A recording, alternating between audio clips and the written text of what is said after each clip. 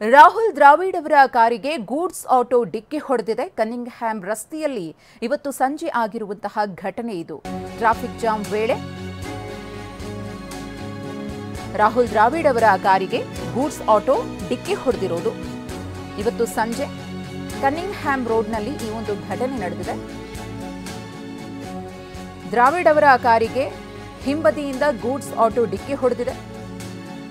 ಇನ್ನು ಕಾರ್ನಿಂದ ತಕ್ಷಣವೇ ರಾಹುಲ್ ಇಳಿದು ಪರಿಶೀಲನೆಯನ್ನ ಮಾಡಿದ್ದಾರೆ. ಟೀಮ್ ಇಂಡಿಯಾದ ಮಾಜಿ ಕೋಚ್ ರಾಹುಲ್ ದ್ರಾವಿಡ್ ಮತ್ತು ಗೂಡ್ಸ್ ಆಟೋ ಚಾಲಕನ ನಡುವೆ ಸ್ವಲ್ಪ ಹೊತ್ತು ವಾಗ್ವಾದ ಕೂಡ ನಡೆಯಿತು, ಗಮನಿಸ್ತಾ ಇದ್ದೀರಿ.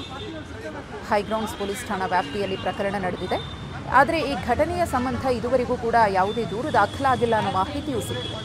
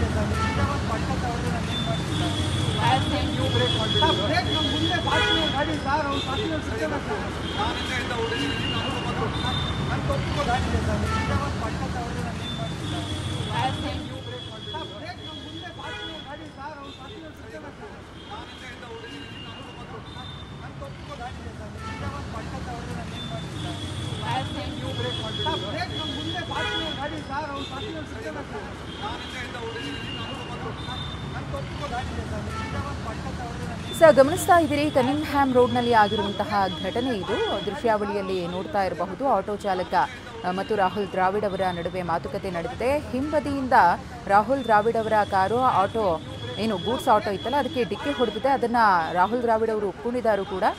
ಏನು ಸಮಸ್ಯೆ ಆಯಿತು ಅನ್ನೋದ್ರ ಬಗ್ಗೆ ಸ್ವಲ್ಪ ಹೊತ್ತು ಮಾತುಕತೆ ನಡೆದಿದೆ. ಅದಾದಮೇಲೆ ಗೂಡ್ಸ್ ಆಟೋ ಚಾಲಕನ ನಂಬರನ್ನು ಕೂಡ ರಾಹುಲ್ ದ್ರಾವಿಡ್ ಅವರು ಪಡ್ಕೊಂಡಿದ್ದಾರೆ. ಆ ಒಂದು ಫೋಟೋವನ್ನು ಕೂಡ ಗಮನಿಸ್ತಾ ಇದ್ದೀರಿ. ಆದರೆ ಇದುವರೆಗೂ ಕೂಡ ಈ ಘಟನೆಗೆ ಸಂಬಂಧಪಟ್ಟಂತೆ ಪೊಲೀಸ್ ಸ್ಟೇಷನ್ನಲ್ಲಿ ದೂರು ದಾಖಲಾಗಿಲ್ಲ. ರಾಹುಲ್ ದ್ರಾವಿಡ್ ಅವರ ಕಡೆಯಿಂದಲೂ ಕೂಡ ಯಾವುದೇ ದೂರು ಬಂದಿಲ್ಲ ಅನ್ನೋ ಮಾಹಿತಿ ಸಿಕ್ಕಿದೆ.